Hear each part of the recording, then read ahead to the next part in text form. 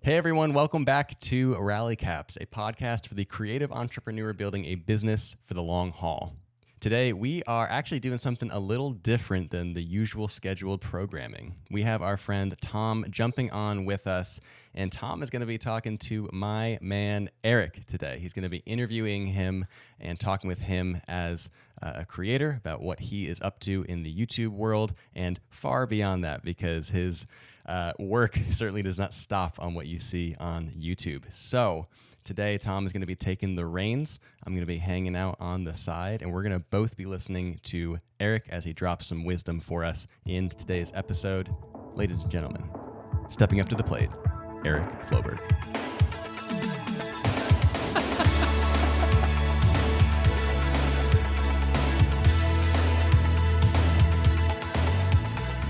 Hey, Eric. Can I ask you some questions? Yeah, let's do it. I think the world wants that. You've been putting out a lot of content with a couple YouTube channels now, with a podcast now, and I think we need to go deeper on some of these subjects. Are we cool to jam out? 100%. All right. Well, my name is Tom Boyd. What episode? Sorry. Whose episode are you showing first? Oh, I don't even know. Oh, we haven't talked about that actually. Okay. I guess I don't have to. You can introduce me. I'll just get right into the questions. Yeah, that works. You can leave this in here or cut it out, whatever.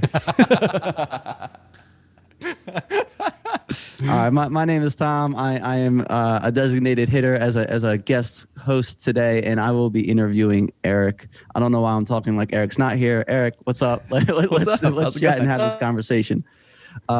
So Let's do it. can you please give me the sizzle reel version of your origin story as a content creator? How did you get started? Why did you first pick up a camera? Yeah, it started in 7th grade Spanish class. El Hombre Telefono, Telephone Man is the film we made, and my friend had Windows Movie Maker, and I didn't know that editing could exist on a computer like that in a home, like in my friend's home. And it was just an addiction after that, like getting it on my parents' computer and just going to town. Every single class project, I turned it into a video project. It wasn't assigned as a video project, but I turned it into a video project. And I loved making people laugh. I loved being the best presentation in the class. I looked forward to presenting it. I was proud of it. That all just kind of ramped up into high school and college, and continuing to do that. Once Facebook came out, it was like, oh, I can do these fun shorts and I can share them on Facebook. People will enjoy them. Friends will comment on them. And really, it was just kind of like a selfish endeavor at first, where it's like, this is something that people really like about me. And until I realized that a friend from high school asked me to film her sister's wedding for like $300. I brought along a friend from childhood to come along. He had a little bit more experience than me. He's now a camera op in LA, which is insane. Justin Bieber's music video and all that stuff. But yeah, we shot this wedding together. I fell in love with the process of doing that, and then just started a business, even though that wasn't my plan. People kept asking me to shoot their weddings. People kept asking me to photograph, life events, film things for them. And so it got to the point after my college degree, which was in teaching. I taught for 3 years right out of school, but it became too much to handle both at the same time. And I jumped to full-time in June of 2016. Shortly after that, started making YouTube content in 2018, kind of following in the footsteps of my friends Daniel and Rachel at Mango Street, who I had met in Chicago prior.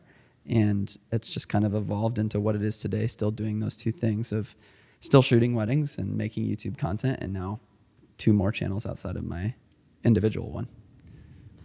Yeah, it's a lot, and I first have to thank you for answering like my questions 2 through 8 in that whole intro. Oh,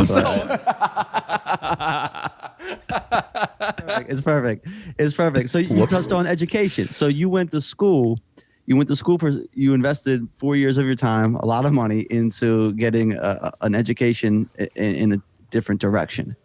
Can you tell me a little bit about that switch? Was it gradual, or when did you decide? And then also, how is what you learned as an educator, your training as a teacher, how has that impacted your career as a creative? Yeah, that's a great question, and honestly, one I'm not asked very often, because I think that my background in teaching is a core foundational piece to success that I've found as being an online educator, or being, having a YouTube channel.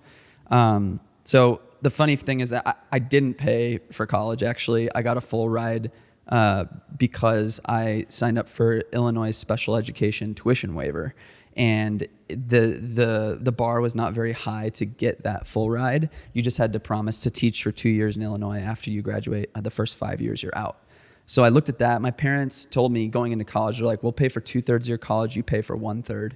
And when I got the full ride, all I had to do is pay for room, board, and books. And so they're like, that's half of college expenses, we'll just cover that. And then my junior, senior year, they actually gave me in cash the difference of what that 2/3 would have looked like, so I could like purchase a car and start like saving money. So from that perspective, like, yeah, that's different than a lot of people. But in the back of my mind, I was questioning what I wanted to do with college, if I even wanted to go to college, what that was going to be, what my degree would be. Special education was kind of like, yeah, I've done like the Best Buddies thing in high school. I've been in an integrated gym class. Like, I love that. But even back then I was like, I don't know if that's what I'll be doing forever. And so I just kind of I was like, okay, well, if I'm going to get a full ride, I will teach for 2 years and I'll kind of figure it out from that point. And when I started shooting more during college and doing that whole thing and started to get paid for it, I'm like, okay, well, this could be something eventually. I don't know realized like what that could be. Maybe I'll shoot weddings full time. Maybe I'll get into production. I don't know. But I just figured it would take 10 years to get to that point. I was like, okay, I'll teach for a decade. I'll start growing my family. Like, I'm getting married. We'll have kids. And it'll take me 10 years, and then I can switch. So yeah, it just quickly became too overwhelming to balance both. My last year teaching, I taught full time. School year is August to June, but I was shooting like 25 weddings that year and coaching basketball at the school, and we had our first kid. It's just chaos. So that's a lot. that's a lot on your plate. Now your YouTube channel. You said at one point in one of your podcasts that your friend Rachel said, "Oh no, this is what you said. You said you didn't have time, but your friend Rachel said, just do it anyway." Yeah. Just do it anyway. How important was it for you to have a friend that would say that? And then would you give a young creator similar advice if they made that same excuse? Before I answer that question, I commend you for your research. That is a video that's just buried within my YouTube channel. So kudos to you for finding it. And that's a huge part of the story of starting my YouTube channel. I think Rachel told me to do that because she had enough awareness to see that I had the potential to do it. And so I have hesitancy to say that to the full gambit of whoever is listening to me. I think my perspective is more of if you have enough self-awareness, if you can understand and see that vision of what you could turn that into, pursue it. And know what the goal is going to be, and have enough self-awareness to realize if it's not successful analytically in the way that most people deem it to be successful, know your purposes for doing it. So if you just want to start a YouTube channel because you want to get better at making video content, you want to get better at filmmaking and understand like the basic components of it, analytics don't really matter if that's the goal. And that's a worthy goal. Like, go pursue that. Let it be a rhythm in your life that you pursue so that you have that skill set to use through a gambit of stuff. And in the process, if analytically it takes off, you get subscribers, you get views, great.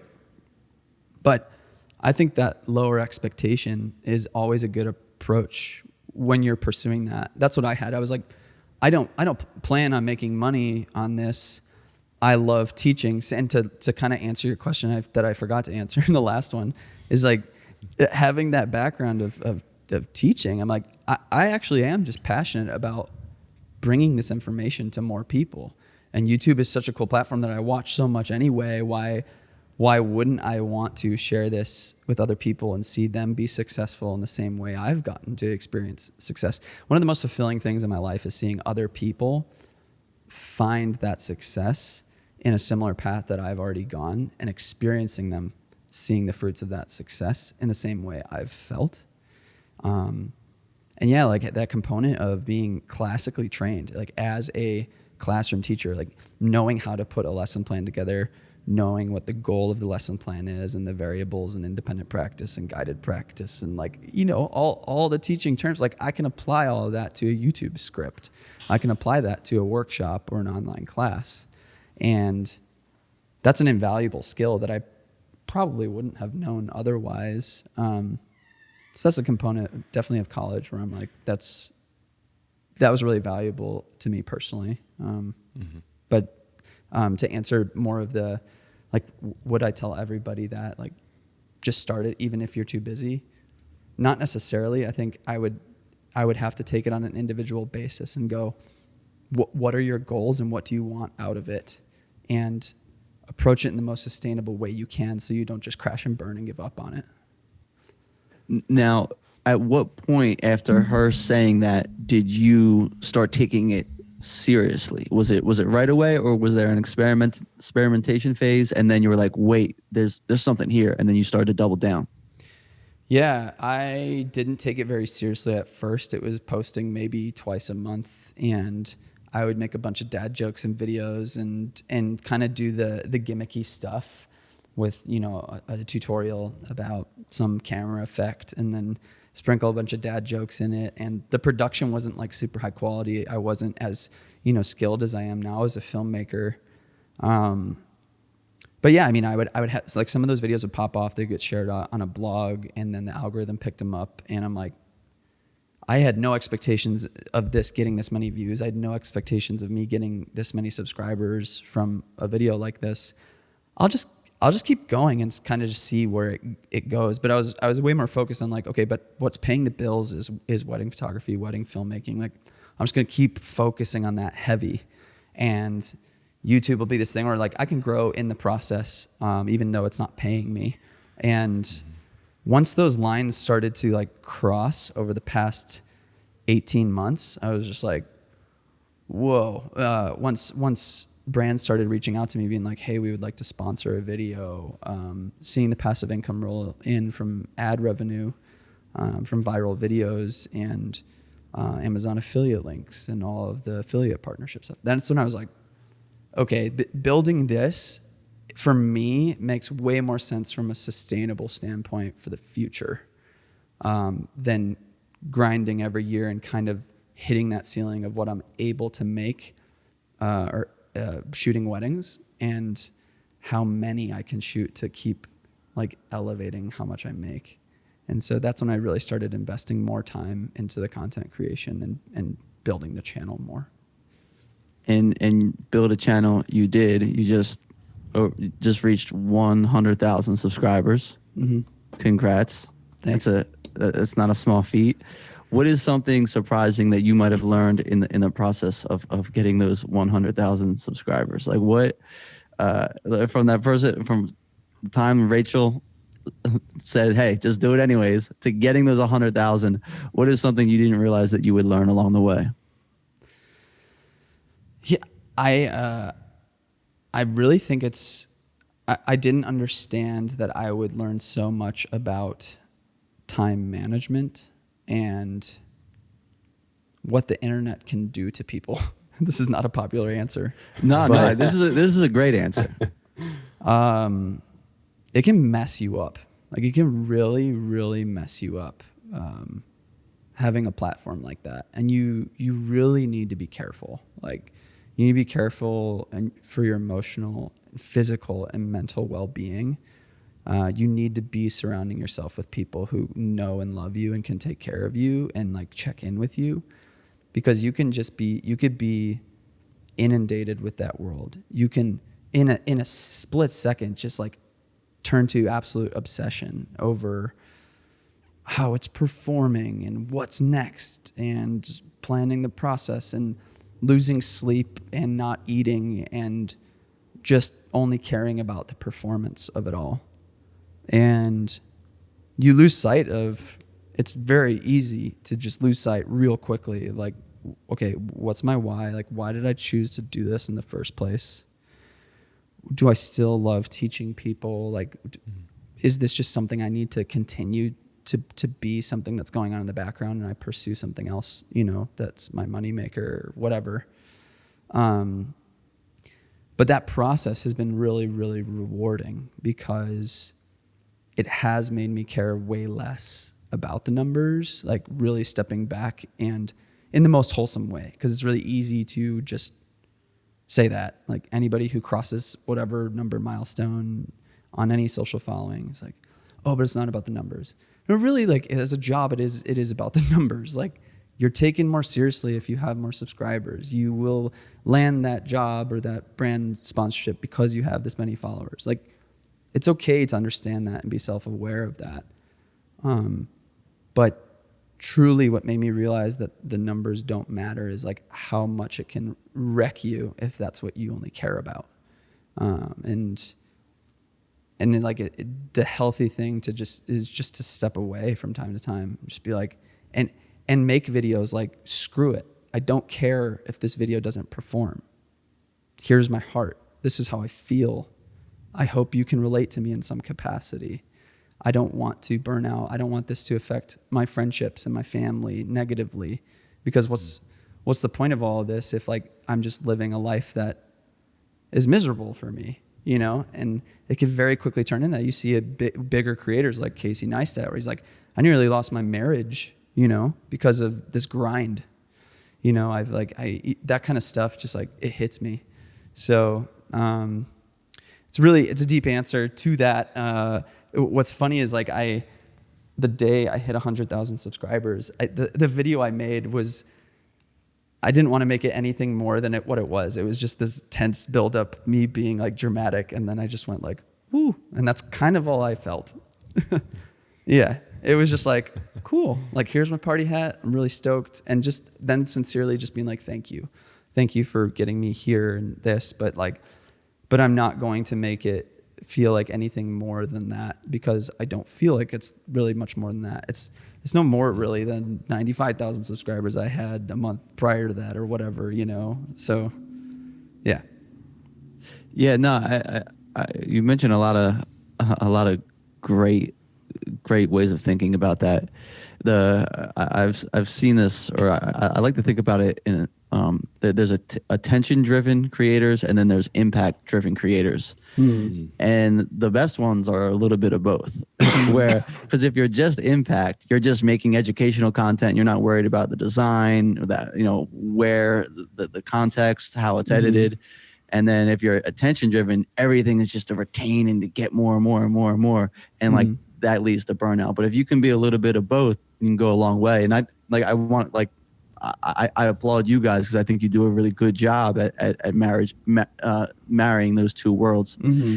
And a fun way that you do it is by making light and fun video shorts. There's a video that, and I think it's how it might have been. I'm pretty sure it's the first video that I saw of you, and maybe that's a similar case for a lot of people. But the Every Filmmaker in 2021 video, that's the title, right? Every YouTuber in 20. Yeah, every YouTuber. Yeah, I made two recently. They're like the same video. Okay, yeah. But the one that got, I think it was like New Year's Day or around New Year's, they got a bunch of attention. Was that the first short that you made, or is that something you've always sort of experimented with? I made one it was actually like my first sponsored video. I made something similar, but it was like 4 or 5 minutes long, and it was titled How to Make a YouTube Video is what I titled it. And I was just like straight up making fun of Casey Neistat and Peter McKinnon the entire time. And I had like, and this was like before it was funny to make fun of these guys. Like it was one of those, and it didn't blow up by any means. But I was super proud of it. And the people who did enjoy it definitely enjoyed it. You know, jumping on the boosted board, I jumped in my Pontiac Vibe and was like, let me get my Tesla real quick. Like, you know, just, so I've always loved like doing that kind of troll stuff. And, I recently realized, like over the course of the last year, I hadn't really been on Twitter before last year, and I started tweeting things that seemed to be resonating with people, and seeing like the ones that obviously on Twitter people resonate with, they retweet. And so seeing different tweets where people were retweeting it a lot was kind of a way for me to go, okay, that could be a really interesting video to make if I turn this tweet into video form. And really it's just like a crowdsourcing form of script writing, if you really think about it. And so I made that tweet. It was like all 140 characters, like every single piece of gear I could list, you know? And then it was like, hey guys, welcome back. Here's another video today. We're talking about why gear doesn't matter. And I know like the whole gear doesn't matter thing is just like just being in the scene. Everybody knows that that's a contentious topic that everyone gets all flustered about. And so I had it in my head for at least a month or two to make that. And just one random day I walked in and was like, Mike, can we shoot this today? He's like, yeah, I got time. So we spent like 2 hours shooting it. I edited it within an hour. Same deal. Like we were talking before this even started, like you just have this thing that is so short. It takes virtually no time to make, and it's the most viewed video on my channel, like by far. So when that happened and I saw that it could do that, I was like, okay, this definitely needs to be part of my creative voice moving forward, because it resonates with people. It'll make people chuckle. You know, obviously it's just fun. And ultimately, like what I feel about those is I want those to just be like these hooks where it's like, if that was all I made on my channel, I don't think I would feel very fulfilled doing that. Just only doing that. But I want it to be something that like brings people into the philosophy more of like my long form stuff.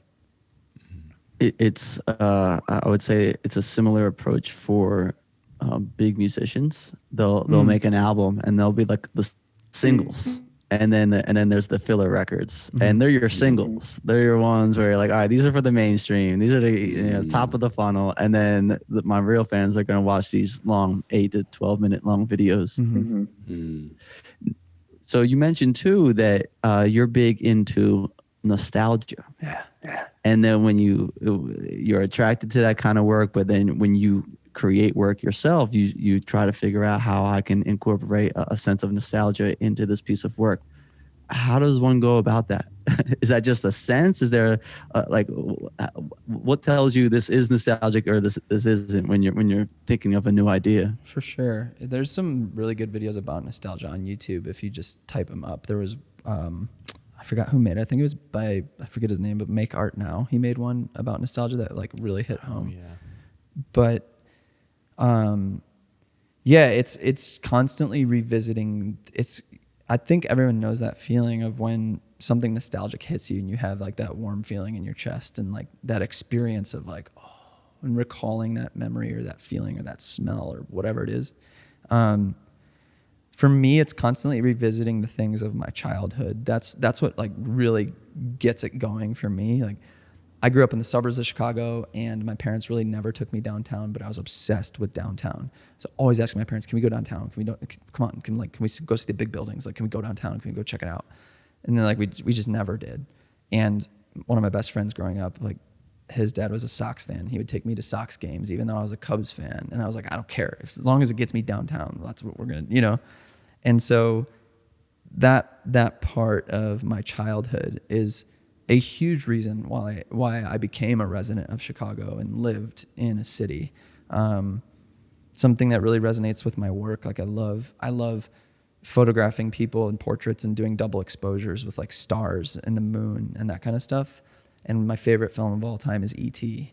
And like looking at the poster of that film, like everything in that poster is everything I love with a creative portrait. Like it's backlit, it's got a lens flare, it has stars in it, like it's silhouetted. Like it's seeing that kind of stuff and revisiting those things from childhood is like the coolest way I can kind of drum that stuff up. Yeah. That's an amazing answer. And I think we can all relate to that. You know, for me, it's like the fresh cut grass in fall, you know, thinking about like sports and you know, school coming back. Yeah, I think that when you said that, I was like, yeah, like, the best stories, they create feeling. They have like they incite an emotion, and that nostalgic, that feeling of nostalgia, it's something that when you see it on video, it sticks with you, and that's the goal of a filmmaker.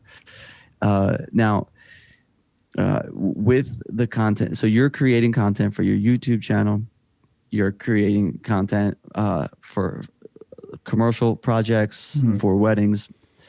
There's another avenue that I feel like, and I'm curious if you're going to start going this direction, is more formalized education. You mentioned it earlier, more courses or workshops. Are you thinking about going that direction in the future? Yeah, I wanted to do it. I wanted to really start it like a year and a half ago. I've had a handful of in-person workshops that have been like a total success. They've been awesome. And then, like obviously 2020 hits, like right during like the beginning of lockdown is when I was supposed to have an in-person workshop in March 17th of 2020. And we flipped it to completely online. And when we did the whole thing online and everyone was still super stoked about all of it, I was just like, and I need to just start moving this stuff to online. It's just more sustainable for me. It won't require me to do the in-person thing over and over year after year. And I know tons of people find a lot of value in just like whatever experience I have in the wedding realm and, the relationships I've developed that have developed my philosophy. And so, yeah, soon we're like, Steven is part of this too. And Mike in my studio, like we're teaming up to put together 2 mastermind groups for both wedding photography and wedding filmmaking, thinking around 25 people for a 6-month stint, and just creating a community where I can basically teach my entire workshop over the course of 6 months with different group meetings online. And then we're thinking about condensing that down to an online workshop as well that will be available for purchase outside of the mastermind groups too. And that doesn't mean I don't want to pursue in-person workshop stuff in the future. I totally do, but I want that to be pretty infrequent and really focus on the online stuff and building that community stuff. And ultimately just focusing like less about the technical parts of like how to build the business and way more about the philosophy and the why of the process and how to make it sustainable. Because in really every creative realm, it's so easy to see so many people burn out so quickly. And I want a lot of my education to be more focused on, like, of course I want to talk about the technical stuff, but like really get to the meat and potatoes about like, how do we make this sustainable for you? Like, are you thinking 5 to 10 years down the road? Let's get your brain in that direction, Yeah, no, and a lot of the questions that came in from the cappers, a lot of them were geared towards the direction of wedding photography and wedding filmmaking. Yeah. What is, with this workshop happening in the future, what is one thing that you might see a new someone that's getting into the world of wedding production? What's one thing that you would want them to avoid, right? It's something that there's a mishap that they go a certain direction. It could be, not planning out in the future. What's something that you see often? I'd say the biggest thing, and I fell victim to this, I think most people do, is building a brand that is me focused. Like, this is how I make photos. This is how I make films. This is my style. My constant goal is to keep vetting clients to be within my neuroscope of like how I do things. Now, as you develop a style, and this goes for all creative endeavors, all creative businesses, as you develop a style and find success within that style and your own creative voice, that's going to happen naturally, that clients in that sphere will come to you and that will become your main clientele. But what I experienced in the process is like, I experienced loss. Like one of my past clients passed away a year after her wedding. And like that whole experience of seeing that happen and knowing what I provided to her family,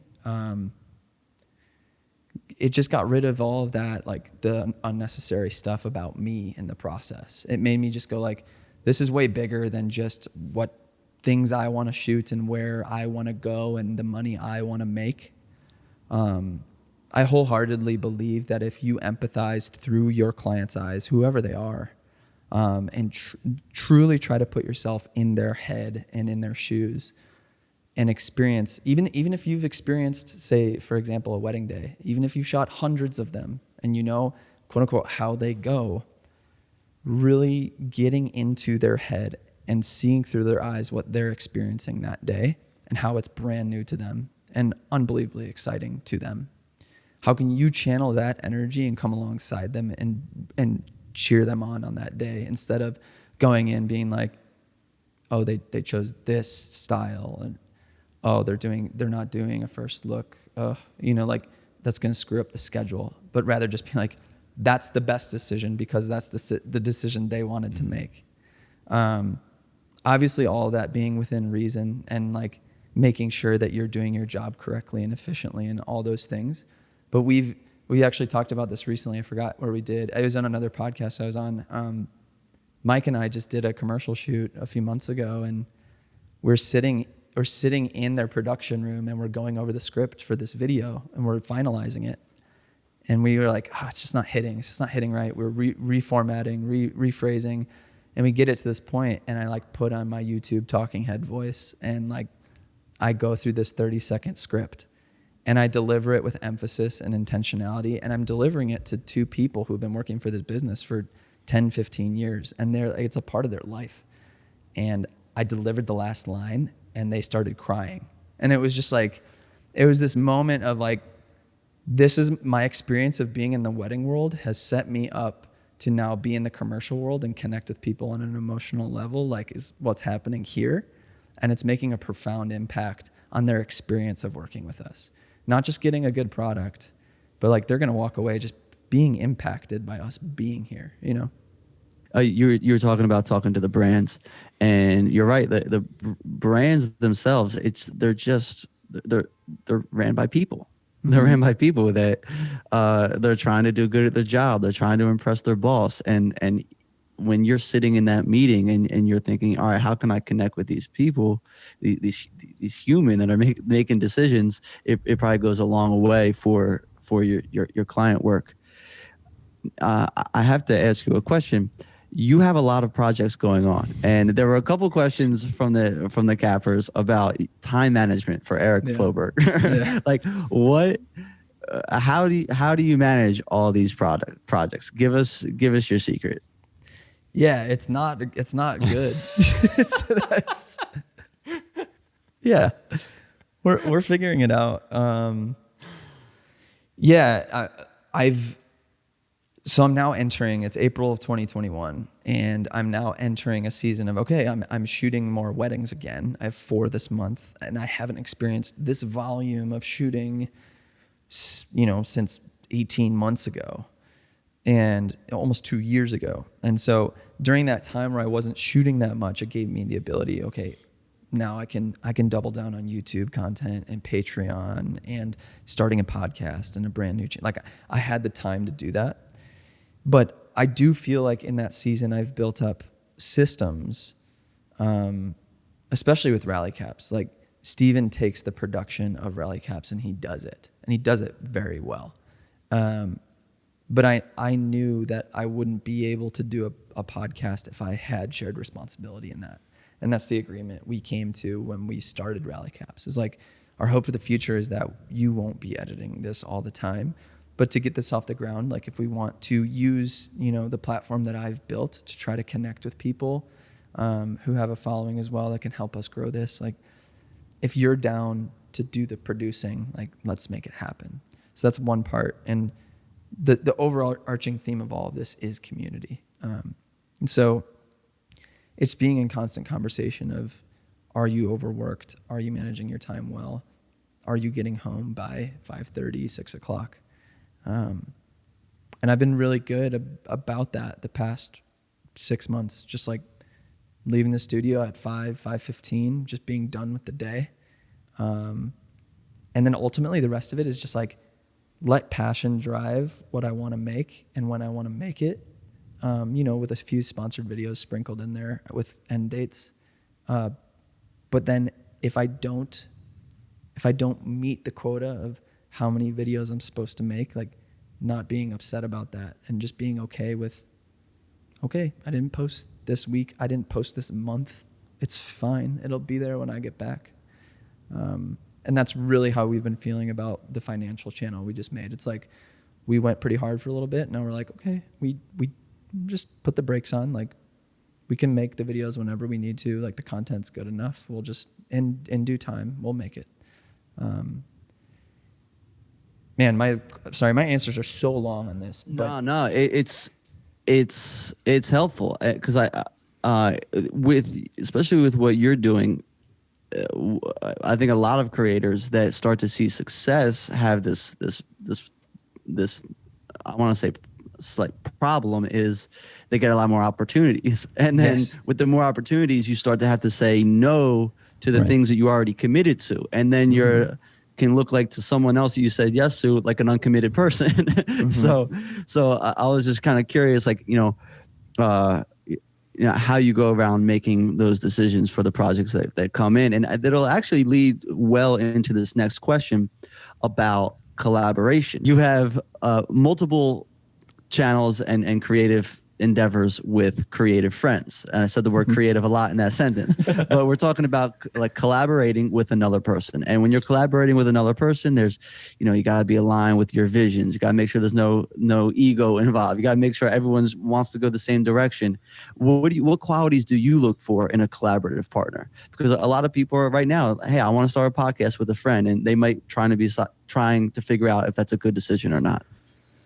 Yeah, I think what makes Steven, to speak really candidly, what makes Steven and I's partnership in Rally Caps really good is that Steven shows up and follows through with everything that he says he's going to do, and his track record proves that.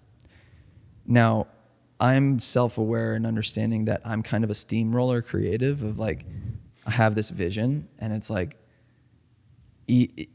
I just try to make it happen and do make it happen. And, sometimes if I have this vision of something I thought of, this is so selfish. Now I'm just like saying it out loud.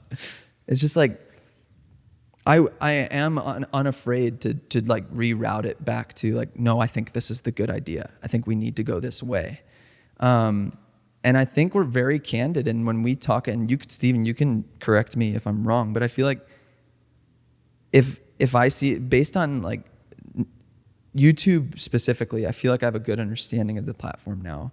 So when I hear an idea from Steven, I kind of go, yes, that's a great idea. Let's do it. And then we go. And if I feel like Steven's idea won't hit, I might pivot in a different direction and nicely be like, yeah, maybe. But like doing that, and he does it to me too. Really, just an example of an idea he shut down. Do you have one, Steven, offhand? Offhand, no. But that is true. Like I think the foundation of why our professional relationship works so well is because we are friends first and foremost. And because that trust is established first, that when you're going through creative ideas, a video, a podcast idea, whatever it is that you're working on together, that they have your best interests in mind first and foremost, and that you're not just an end product or an end result, that they are actually voicing their opinion, whether that's concern and redirection or affirmation and just full steam ahead. Wherever that lands on that kind of spectrum, that they're in your corner and that they're looking out for you and for whatever it is that you're working on together. And I think there's a specific example that I thought of. So Rally Caps has been a lot of me, like this is something I'm actually working on. I'm working on it with Mike as well, who I have the finance channel with. We do commercial work together. He's told me, and this is what Steven's talking to, is like, we have times, like we had a guys' night last night, where we just saw our studio, the four of us hung out and just opened up about life and like what's hard for us now, what we need to work on a relational level, because we have for the past year been kind of pushing a lot of that aside and just been like work, and the wise words of Rihanna. I don't know why. Can we name the episode that? Yeah, please. Back to the serious topic.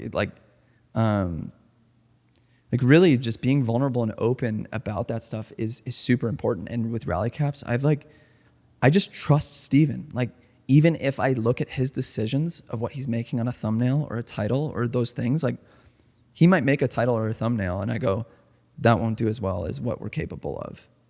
But I don't voice that because at the end of the day, I just don't think it's necessary. And that's going to be worked out as we continue to grow. And it's more of just me going like, we're going to learn it together. Like, I don't always need to be like, change that. It's not as good as it could be, because that's just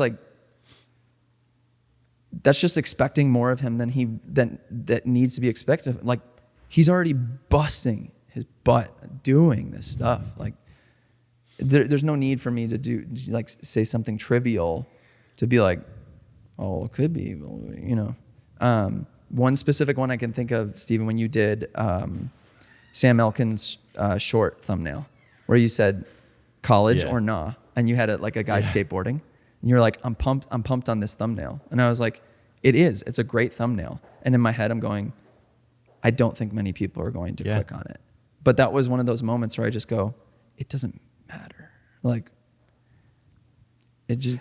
And when you know you're working with someone as capable as Steven, and someone that wants the podcast to win and this whole project to win so much, he's gonna learn as he goes. Like your gut, and likewise for you, Steven. There's probably times you're like, it doesn't make sense for me to speak up here, but like we all have the same the same vision in mind, the same end goal. Yep. And I think that's so important. A lot of people get into these creative relationships and don't think about what's this going to look like in a year? What's this going to look like in 5 years? And then in a year, they got to we realized that person wanted to do,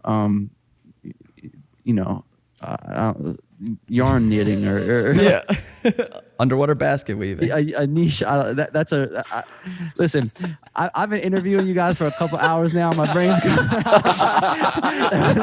was not a good example. I don't even want you to cut this out, because listen, we're all about showing the raw stuff. See, that's the truth though, Tom. Like that's what I think has given me the most success in this, is like, if you can prove yourself to be vulnerable in saying the uncomfortable thing I just said, of openly, like, we didn't need to have this conversation, Steven, right, about that one dumb thumbnail, but that's just one example that I wanted to give, where like, I'm confident enough in our relationship, Steven, that I could say something like that in a public forum, and you're just like, yeah, I know you still love me and you care about me, and that doesn't matter, like whatever, and it, again, like, that learning process of what you said, Tom, is like it's the long term. Our vision of this thing is so much more than one dumb thumbnail and one stupid decision, where like those little nitpicky things could be something that like put a wedge in your relationship, which is like what Mike and I have had to really work through, because Steven's way more agreeable as a personality than Mike is, because Mike and I just like, it's just bare knuckle boxing, the two of them. Yeah. Okay, so switching gears a little bit here. From the outside looking in, it seems to me that you have the business side of the creative entrepreneur thing on lock. You have a finance channel. You've worked with clients with over like 5 years now, many different projects where people are paying you money to do something. What advice would you give a creator who has imposter syndrome when it comes to getting bigger projects and pricing what they're worth? Yeah, age-old question. I ruffle feathers whenever I talk about this, because the opposite. Yeah, I know. I'm a huge advocate of working for cheap or free to build a portfolio, and I have no shame in saying that. And people get mad at me for saying it, but I don't care, because the truth is, like, if you're good enough at what you do, you're not going to keep working for free or cheap. You're gonna get opportunities where the money will start rolling in. The competition of your clientele will outprice your old prices, and that will continue to just happen. But you have to be the advocate of change, because they're not just going to come to you and be like, I know your rate was 1,000. Can you do 2,000? Like, of course, no brand's going to be like, I want to pay more for your services. You have to recognize, like, what I always teach is, like, when you feel like you are overworked or there's just too much going on and you're like stressed about the amount of inquiries that are coming in, that is a really good time to consider raising those prices so that you can naturally niche down your clientele and work less and make more. And all of that has to do with self-awareness. You have to recognize, like, if you aren't getting that many inquiries, if you aren't having competition of clientele, you need to do an audit of your business and who you are as a creator. And that's where I think the only time comparison is important. Comparison can be a very dangerous thing in the creative world, because you can just drive yourself nuts. Seeing other people and seeing that they're better than you, and, you know, all that stuff that truly doesn't matter. But having a self-aware understanding of where you line up in comparison to someone else based on their pricing is a very important component of figuring out how you can price yourself. And so I think, again, doing that in community is what's so helpful. Like, you try doing that by yourself, you might get wrecked comparing yourself. You do that along someone else, or it's like, what are you charging? How does that work? That's why I think people gravitate so much to videos I talk about where I reveal my finances. And I'm like, this is how much I make. I do this. And because I'm inclined to watch those, like Graham Stephan and Andre Jick and those finance people, like, when they actually are transparent and share that stuff, that gives me the motivation and, like, it gives me the gumption to, like, actually raise my prices and be like, no, I am worth that. Like, and then seeing, like, yeah, my work is on par with that person. That makes sense. But I'm never going to be like, but they charge $2,000 more than me. What the, you know, I'm going to be like, great, they charge $2,000. Okay. So I can be, okay. So maybe I'll meet in the middle ground and I'll charge $1,000 more. Okay, cool. We'll roll with that for a while. People are saying yes. Awesome. Okay. That's my new rate, you know, and you slowly develop this confidence. It's not something that happens overnight. It's been a grind of 10 years for me. Every single year, just next rung, just, okay, a little bit more, a little bit more. A little bit more self-awareness, check around, talk to people, be transparent myself. Yes, this is what I charge. What do you charge? Well, you know, it's similar to what, you know, workplace environments people talk about as toxic, with, like, the boss being like, nobody's allowed to share their salary with each other. And a lot of times that's happening because, like, they just don't really want them to figure out what each other's making, because it's like, no, that person's okay with making that much, even though they're worth this. And you're like, but if you're talking to each other, you can actually make steps up for yourself. And that's what's so cool about the entrepreneur world. It's like, we can be in community with each other to talk about those things, to help bolster each other up so that we are able to charge what we're worth in due time. Now, you mentioned community being kind of a cornerstone in approaching your career as a creator, as a creative. And in your pricing, being able to have, like, a team of people that you can say, hey, what are you charging with? How would someone go about building a community that it doesn't have a community right now? Like, what would be the first step for is it creating content? Is it going to like the local grocery store and just asking people if they take pictures? You know, what would you suggest to a young creator? It's any of those things, you know, like, it's trial and error. It's action as opposed to inaction, right? Like, nothing will happen if you don't try anything. In the same way any creative endeavor works. Like, take the same principle of, you just started photographing things, now you're sharing them with the world. So try to find community in that same way.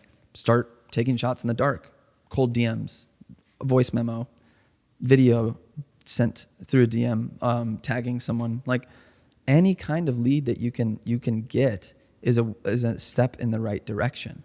And that whole idea of solving other people's problems too. That's the whole going back to like working for free, working for nothing, working for experience. Like if you can look up to someone and say, I want to be at that place, or I want to be in community with that person. I want to be in that person's corner and I want them to be in mine.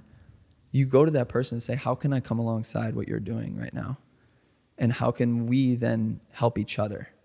Because it's really difficult for someone who's already established to say yes to someone who's only just, seeking out something that's going to benefit them with how busy that, they are.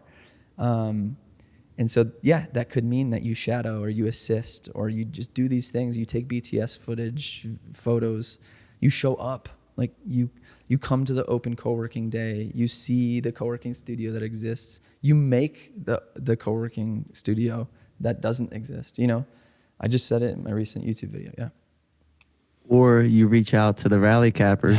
Yep. And you say, hey, Steven, let me edit the podcast for free. I'll take it off your hands. No. Stop. Be a great way for someone to get, like, if they want to become your guys' friends. Hey guys, it's out there. It's out there. They didn't say it. I did it. I said it. If we start getting DMs like that, Dude. Tom, you're getting a gift basket. All right. I like Trader Joe's chocolate. I like almond butter. And what else do I like? I like coffee. There you go. All right. Are we ready for some batting practice? Let's do it. Yeah. All right. So, forgive me. I didn't get too creative. They're quite similar to Steven's questions, and I thought it'd be fun. You could kind of have them to, it's the same For pitches sure. being thrown at you. For sure. And I'm gonna do them. All right. Let's do it. You ready? You got your batting glove. You got your pine tar. Yep. Little Nomar Garcia Parra. Just like.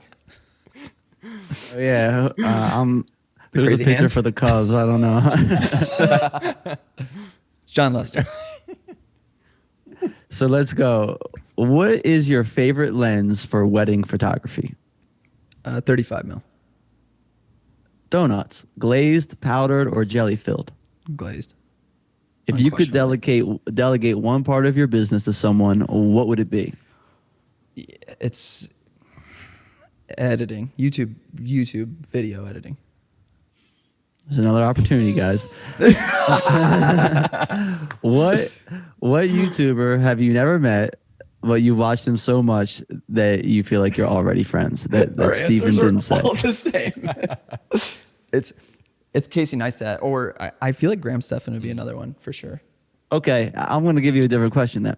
Yep. Who's a YouTuber that you watch that most people would be surprised to know that you watched, if there is the one?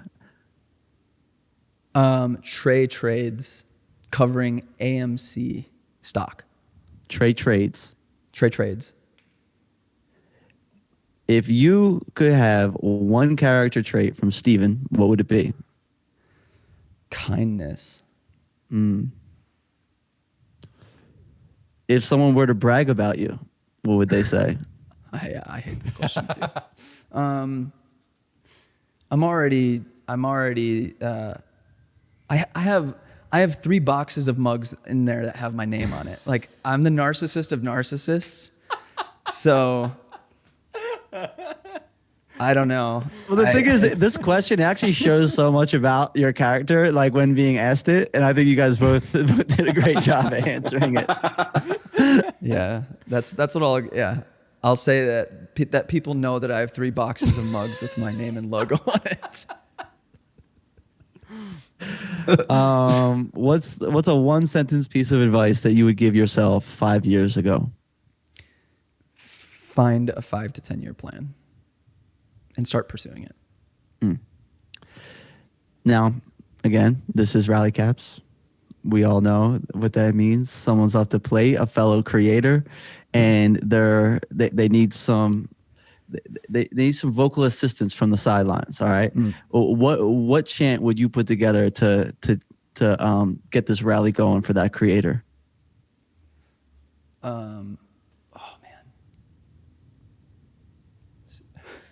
Steven, cut this dead space. Cut this Yeah. out in post. No. Slow it out. Put some cinematic music behind it. It's like so much of me, because I run as well, so much of me wants to like correlate it to running instead of baseball, because baseball is just so fast paced. That's the one thing that I don't think connects with all of our analogies, is like it's a long drawn out game, so that's helpful. But the way I look at business is so like it's the long haul. So I say, like, in this analogy, we're down 5 runs in the first, and what I'm gonna say is the game is definitely not over. Yeah. That's encouraging. Yeah. I appreciate you, man. This is a lot of fun. Thank you for letting me be man. a designated hitter in this first inning of the game. And I love what you guys are doing. I think the message for creators and creative minds, I think it's so important just to have impact driven and creators like you guys out there, just helping people one by one as they try to put their ideas into the world. So thank you for let me ask you some questions. Dude, thank you so much. Thank you for listening to my really long, drawn-out answers. It's like it gives me the ability to just like get everything from my brain out of my mouth. It's like a therapy session with a new friend. Like, I meant to say that like 5 different times. Yeah. No, it really was a lot of fun, guys. I'm glad that you guys picked up on the idea and we're down to do it. Seriously, man. Thanks for carving out the time Thanks to do so this much, with man. us. Can't thank you Appreciate it. enough. Yeah. Is there anything else we want to cover? Is there anything top of mind? We good? I don't think so. Yeah, I think we're good. Can you think of anything, Steven? That was one of my favorite episodes we've ever done. So, no, I think we're good. I'm going to tell Danny that. Hey everyone, thank you so much for joining us on that episode of Rally Caps, and huge shout out to our friend Tom as well for hosting and interviewing with us. If you can check him out on Instagram at BoyderCam, BoyderCam. He is the man. He's a great friend of ours, and we had an absolute blast chatting with him today. We're so lucky to have him on the show. If you're interested in checking out more Rally Caps content, you can check out the description below or the show notes, depending on whether you're in YouTube or in Spotify or Apple Music. And if you're interested, we actually just recently launched a Rally Caps Patreon as well, which will also be linked below. We're so happy to have you as a part of the team, and we will catch you in the next episode of Rally Caps.